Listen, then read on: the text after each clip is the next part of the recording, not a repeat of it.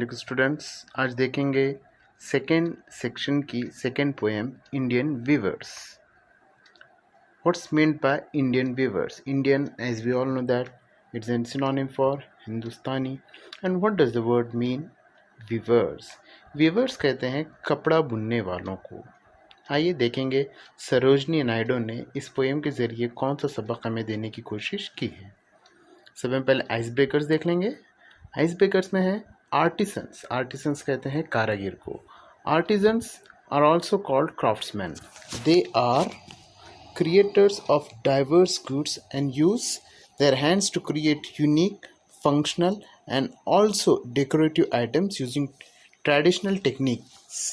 So now complete the web given below. Artisans, यहाँ का जो सेंटेंसेस दिए हुए हैं, ये जो प्रीफेस दिया हुआ है उसके अंदर बता रहा है कि आर्टिसन सर उस शख्स को कहते हैं जो किसी किस्म की कला रखता है, कोई फ़न रखता है, कोई फ़नकार होता है और वो अपने अपने अंदर का जो फ़न होता है उसके इस्तेमाल से कुछ रंगीन, कुछ नई और कुछ नायाब चीज़ बनाता है, अपने हाथों से क्रिएट करता है, जो कि फंक्शनल भी होती है, यूनिक भी होती है और अपने ही आप में बहुत ही ज़्यादा खूबसूरत और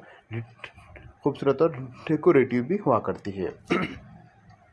now complete the web given below. अब आपको क्या करना है, उसके नीचे जो एक वेब दिया हुआ है उसको कंप्लीट करना है। सब में पहले बता रहे हैं, देखिए different types of artisans. First है गोल्ड स्मिथ। अब इसी की तरीके से और कोई फनकार है जो अपने हाथों का इस्तेमाल करते हुए कोई एक ऑर्डिनरी चीज़ को बेहतरीन बनाता है। अब आप बताइए, जिस तरीके से सुनार को सादा सुना दीजिए, वो अपनी कला का इस्तेमाल करते हुए उसके ऊपर डिज़ाइंस, एक से एक डिज़ाइंस बनाता है बेहतरीन। उसी तरीके से आप आगे के और कोई बताइए फनकार, और फनकार के नाम बताइए।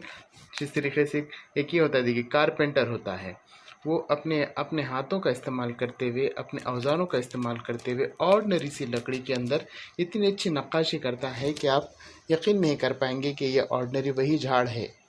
उसी तरीके से स्कल्पचर होता है, देखिए संग तराश होता है। संग तराश आप देखते होंगे, मूर्तियाँ जो बनती हैं उनके अंदर भी जितने भी आर्टिस्ट हुआ करते हैं, जो संग तराश स्कल्पचर हुआ करते हैं, वो ऐसा लगता है कि सिर्फ अब इसमें रूह फूकना बाकी है। आप लोगों ने शायद हैदराबाद के जो म्यूज़ियम हैं उसके अंदर देखेंगे, बहुत से एक से कैसे ऐसे वहाँ पर शाहकार रखे हुए हैं।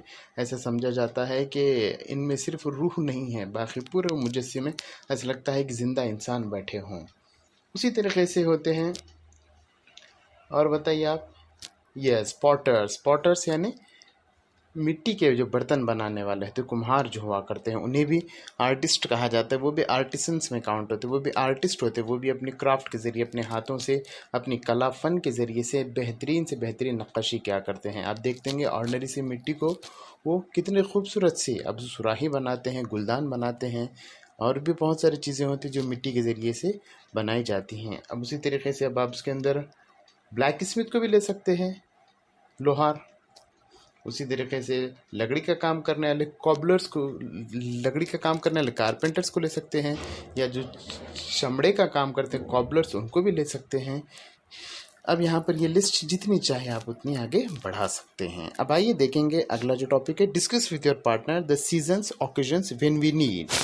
अब आपको आपके किसी दोस्त से पूछना है कि हम लोगों को ये चीज़ें कौन से वक्त में इस्तेमाल में आती हैं। सबसे पहले वूलन क्लोथ्स यानी कि ऐसे कपड़े जिसमें यानी सरमाई कपड़े, सर्दी के दिनों में पहने जाने वाले कपड़ों को वूलन क्लोथ्स कहते हैं। अब आप बताइए कौन से टाइम पे पहनते हैं हम ये वूलन क्लोथ्स? सही है, सर्दी के दिनों में, विंटर सीजन में। सेकेंड है कैजुअल क्लोथ्स यानी कि आम, जो हम रूटीन में कपड़े पहनते हैं। कहाँ पर पहनते हैं सादे कपड़े? जब आप अपने घर पर होते हैं, when we are at home. और उसी तरीके से रिच सिल्क क्लोथ्स, अब ये कब पहनते हैं? देखिए ऐसे कपड़े जो रंगीन हुआ करते हैं, जिनके ऊपर नक्श निगार होता है, एम्ब्रॉयडरी की हुई होती हैं, ये कपड़े कहाँ पर पहनते हैं? यस, फेस्टिवल्स में, शादी ब्याह के मामले में, या कोई इवेंट हो, अगर खुशी का मौका हो तो वहाँ पर इस तरह के कपड़ों का इस्तेमाल किया जाता है।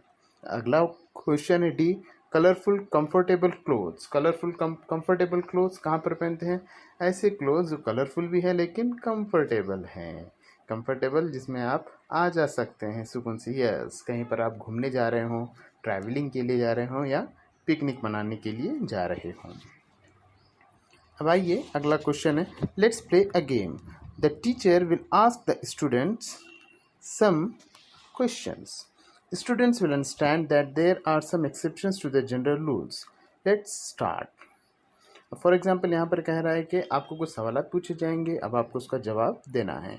फर्स्ट है, one who weaves is a weaver. एक जो कपड़े बुनने का काम करता है उसे क्या कहते हैं? वीवर कहते हैं। अब उसी तरीके से जो one who plays a game is a sportsman. Yes. One who sings is a, जो गाना गाता है उसे क्या कहते हैं? Singer. Correct. And one who dances is a dancer. शाबाश। One who teaches is a teacher. And one who cooks is a cook, not cooker. It's only cook. Okay. We have often seen the picture of Gandhiji spinning on his charkha. Discuss the reasons behind this. One has been given for you. अब आइए यहाँ पर आपको महात्मा गांधी की life की तरफ ले जाया जा रहा है, इसलिए कि इस इंडियन वीवर्स सरोजनी नायडू ने लिखी हुई है, और सरोजनी नायडू एक इंडियन फ्रीडम फाइटर थी, और वो गांधी जी के कंटेम्प्रेरी होने के साथ साथ उन्होंने उनका बहुत ज़्यादा इंडियन फ्रीडम स्ट्रगल में योगदान दिया है। आइए देखेंगे। यहाँ पर सवाल है कि गांधी जी अक्सर अपने ऐसा पिक्चराइज आता है, ऐसी फोटोज़ देखने में आती है कि वो अपना जो चरखा है वो चला रहे थे। उसके पीछे कुछ रीजंस थे। क्या रीजंस हो सकते हैं? यहाँ पर एक जिस तरीके से बताया गया है, to give rural people an opportunity to earn their livelihood, ताकि उस वक्त के जो रूरल पीपल थे, जो देही इलाकों में रहने वाले लोग थे, वो अपनी रोजी रोटी कमा सके। उसके बाद वाले जो आइटम्स है वो ब्लैंक दे दिए गए हैं। अब आप अंदाज़ा लगाइए और क्या रीजंस थे उसके पीछे। Yes, to promote Indian handicraft skill. India का जो हैंडीक्राफ्ट था वो बहुत ही ज़्यादा मशहूर था। इंडिया से अपने पास नांदेड़ में भी देखिए उस्मान शाही मिल थी, जो उस्मानिया दौर की निशानी थी। यहाँ के मिल से जो कपड़ा निकलता था वो यूरोप तक के दुनिया के बहुत सारे देशों में एक्सपोर्ट होता था, यानी कि एक्सपोर्ट क्वालिटी का माल यहाँ से निकला करता था। और उसी के साथ साथ इंडिया, न सिर्फ नांदेड़ की उस्मान शाही मिल बल्कि पूरे इंडिया का जो ये सेक्टर था, ये पूरी दुनिया में बहुत ही ज़्यादा मशहूर था, हैंडीक्राफ्ट सेक्टर। और कि इसका रीज़न दे सकते हैं, to make a symbol synonymous with the power of self reliance, perseverance and determination. और कि इसका ऑप्शन आंसर लिख सकते हैं आप, to make a symbol synonymous with the power of self reliance, perseverance and determination. अपने आप को साबित करना, अपने प्रिजर्वेंस को, सेल्फ रिलायंस, अपने आप में खुद एतमादी, आत्मनिर्भर भारत का जो चल रहा है सिस्टम, उसी को बताने के लिए। और कि बता सकते हैं, Mahatma Gandhi initiated the swadeshi movement by taking up the charkha and encouraging the Indians to spin their own clothes. और उसी के साथ साथ ये इंडियन स्वदेशी मूवमेंट को इनकरेज करने के लिए महात्मा गांधी के ज़रिए किया गया ये एक मशहूर काम भी था कि वो खुद कपड़े खुद सीने की तरफ लोगों को तरगीब दिया करते थे। अब आइए अगला देखें question. Name some tools used by the weavers. अब आपको क्या करना है, वीवर्स को कौन कौन से औजार लगते हैं। अब देखिए, कोई भी काम करने के लिए आपको कोई ना कोई औजार, कोई ना कोई हथियारों की ज़रूरत होती है। अब आप अंदाज़ा लगाइए कि जो लोग कपड़े बुनते हैं उनको कौन कौन सी चीज़ों की ज़रूरत लगती होंगी। यहाँ पर एक एग्जाम्पल के तौर पर दिया हुआ है लूम। चलिए, और क्या लगता होगा? वीविंग कॉम्स लगते, अपने जिस तरीके का क्या देते कि कंगा आता है, उसी तरीके से कपड़े को बुनने के लिए भी कंगों का इस्तेमाल होता है, वीविंग कॉम्स। सीजर्स लगते हैं, खैंचा लगते हैं।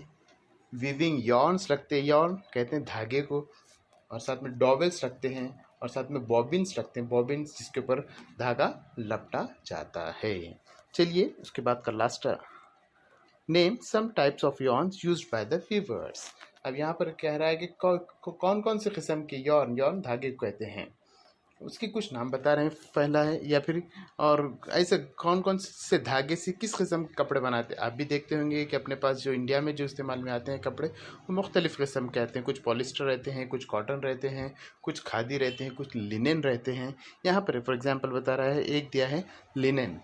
अब यहाँ पर किस तरीके लिख सकते हैं आप, सिल्क लिख सकते हैं, आप सिल्क फॉर्म्स लिख सकते हैं, कॉटन लिख सकते हैं, और देखिए बाम्बू लिख सकते हैं। उसी तरीके से अब आपके बाद और एक आता है, देखिए नायलॉन में एक आता है, जूट एक आता है, रेयॉन एक आता है। ये भी कुछ वर्ड्स हैं जो यहाँ पर इस्तेमाल हो सकते हैं।